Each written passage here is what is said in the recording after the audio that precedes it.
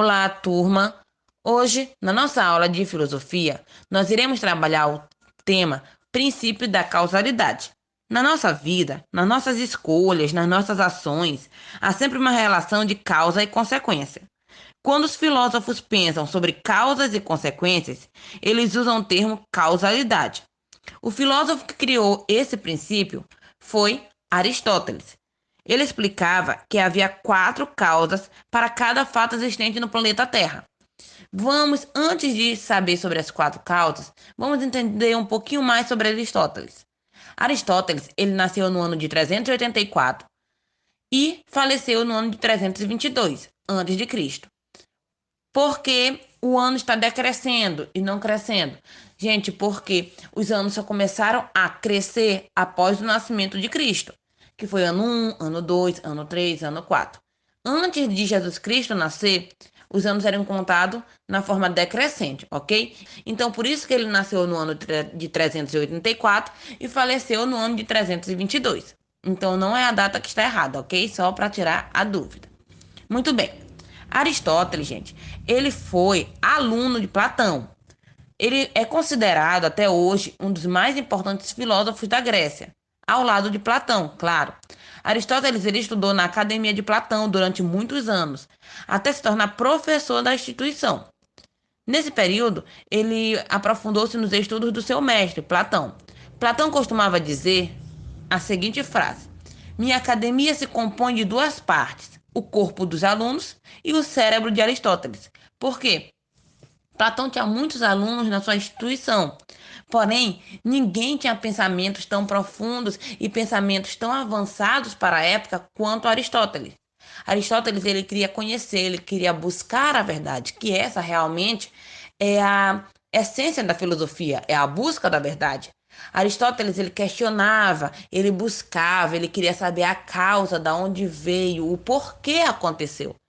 Alguns alunos de Platão se contentavam apenas com respostas básicas, com respostas simples, com questionamentos simples. Aristóteles não. Ele queria saber o que originou, o porquê a causa disso.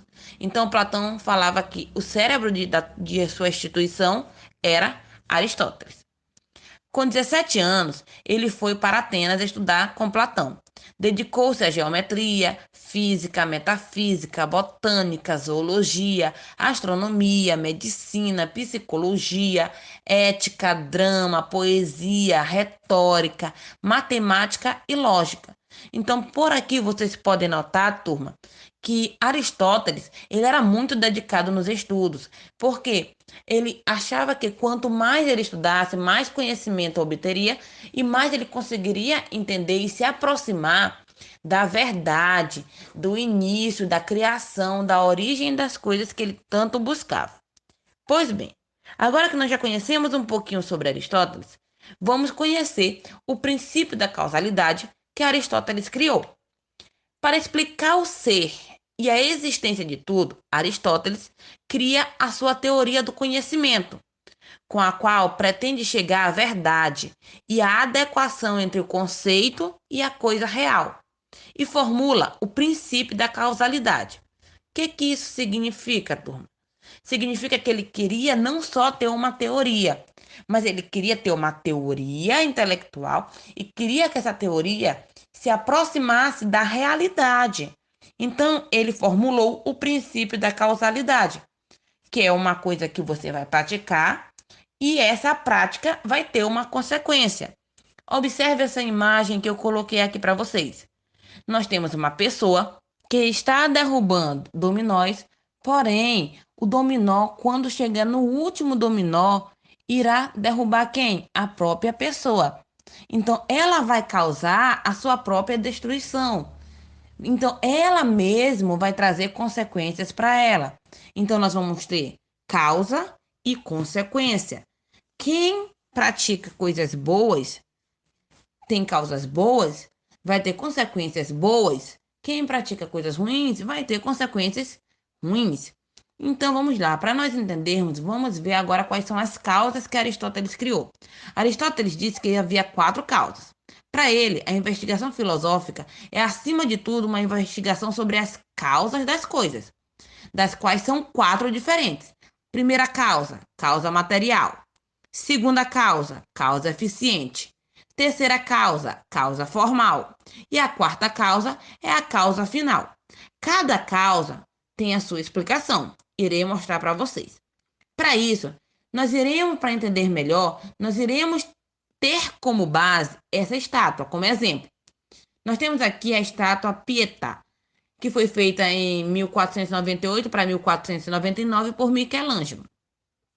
Nós vamos utilizar essa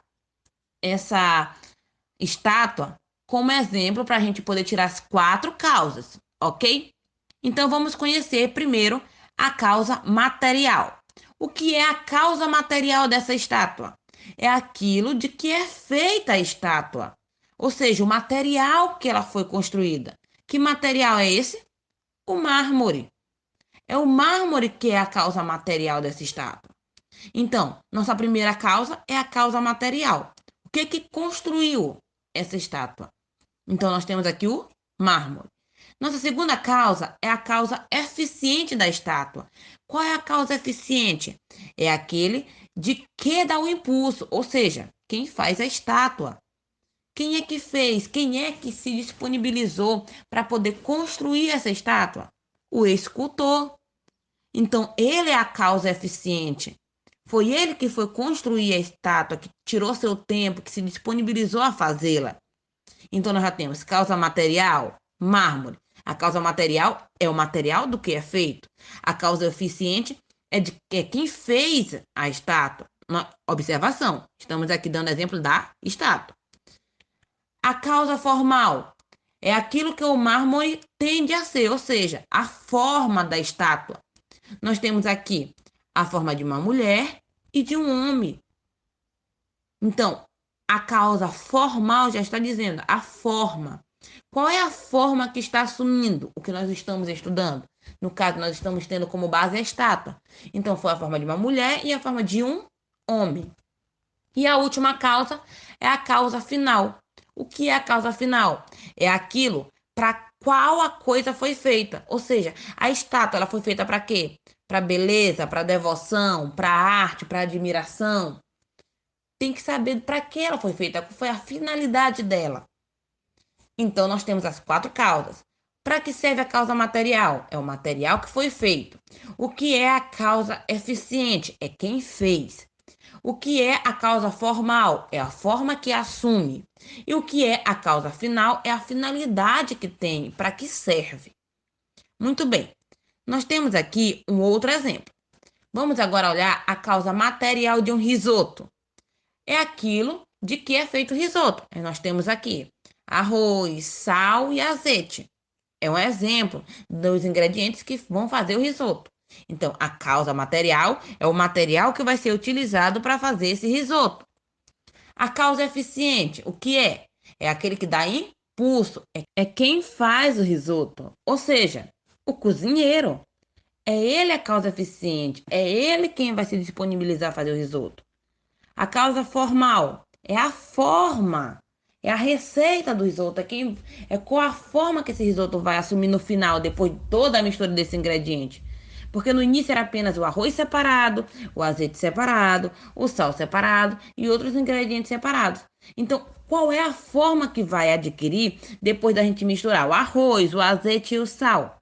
Essa é a causa formal. E qual é a causa final? É para que vai servir. É aquilo para o qual foi feito o risoto. É para quê? Para satisfação, para prazer em saborear, para as pessoas comerem, para matar nossa fome. Então, nós temos causa material, causa eficiente, causa formal e causa final. Unindo as quatro causas, nós temos a consequência. Muito bem. Passados alguns anos, apareceram outros filósofos. Por exemplo, nós temos Galileu Galilei e René Descartes, que tentaram resumir as quatro causas em apenas uma, a causa eficiente. Eles não acreditavam nas outras causas. Eles diziam que a única causa que existia era a causa eficiente e as outras causas eram consequências e não causas. Ou seja, eles diziam que tudo se resumia a quem plantou, quem impulsionou. Quando eu falo quem plantou, eu vou dar como exemplo para vocês uma macieira. Se ele perguntasse para eles o que formou a macieira, eles iam dizer o que formou não. Quem plantou a macieira? Pois a semente já existia, mas quem plantou para que essa semente germinasse e se reproduzisse e com o tempo crescesse essa macieira? Se essa pessoa não tivesse plantado, ou seja, no caso a causa eficiente, nunca teria tido uma macieira aqui neste determinado local. Então, para eles, tudo era causa eficiente. A causa material, a causa formal e a causa final não importava porque eram consequências. A causa eficiente era a única que importava. Já o filósofo David Hume, ele era cético filosófico, gente. O que é isso? Ele não acreditava em nenhuma causa. Ele não acreditava em causas absolutas, ou seja, fixas. Ele acreditava que tudo mudava, tudo era renovável e que tudo poderia dar certo ou errado, dependendo do local, dependendo do clima, dependendo de qualquer coisa que interferisse naquele momento com as pessoas, com os animais ou com o objeto de que tivesse sendo colocado em estudo. O que isso quer dizer? Ele disse que não importava a causa material, não importava a causa eficiente, não importava a causa formal e não importava a causa final. Por quê? Porque tudo poderia mudar de um ser para outro. Um exemplo, eu planto aqui duas sementes da mesma planta. Nós temos aqui uma causa eficiente. Porém, eu plantei no mesmo horário? Não, porque enquanto eu estava plantando uma, eu não estava plantando outra. Porque minha mão estava ocupada com uma e não com a outra. Então não foi uma causa totalmente eficiente, porque não foi simultâneo. Era isso que ele alegava. Outra coisa que ele alegava. Essa, bem aqui, qual é a causa formal? É a forma de uma árvore. Sim, mas qual é a forma definida de uma árvore? Você conhece? Não, porque tem árvores pequenas, tem árvores grandes, tem árvores grossas, árvores finas. Então, ele era muito cético. Tanto que até nas experiências que realmente eram comprovadas através de experimentos, ele ainda era cético e ainda ficava contestando, achando que era para refazer, para poder ter outro tipo de resultado. Então, David Hume, ele disse que tudo poderia mudar. Então, não poderíamos acreditar em causas absolutas. Outro exemplo, ele pensava que o fato de um cachorro, por exemplo, morder quem lhe fez um carinho, não quer dizer que todos os cachorros mordam sempre que uma pessoa que recebem carinho, que uma pessoa, no caso, faz carinho neles. Então, ele disse que não existe causas absolutas. Muito bem, turma. Espero que vocês tenham gostado da nossa aula de hoje de filosofia. Nos encontramos na nossa próxima aula. Tchau, tchau.